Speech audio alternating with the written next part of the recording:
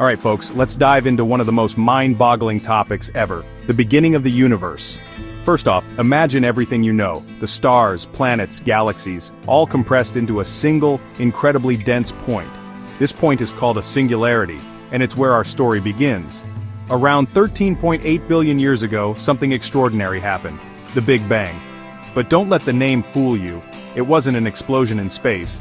It was more like an expansion of space itself. Essentially, space began to stretch and expand, and it's been doing so ever since. Now in the first few seconds after the Big Bang, the universe was unimaginably hot and dense. We call this period the Planck era. It was so extreme that our current laws of physics can't fully explain what was going on. But as the universe expanded, it began to cool down. Next up, we have the formation of the first basic building blocks, quarks and electrons.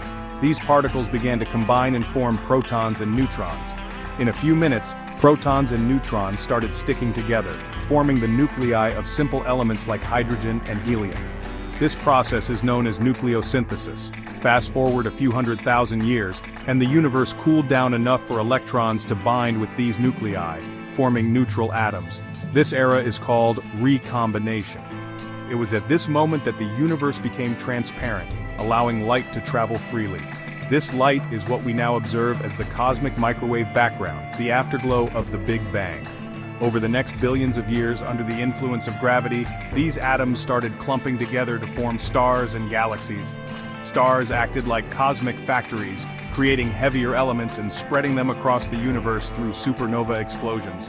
And here we are today in a universe full of galaxies, stars, planets, and life.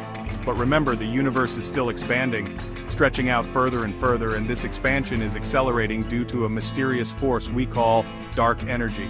So the next time you look up at the night sky, remember that all of this began from a tiny point in an extraordinary event we call the Big Bang.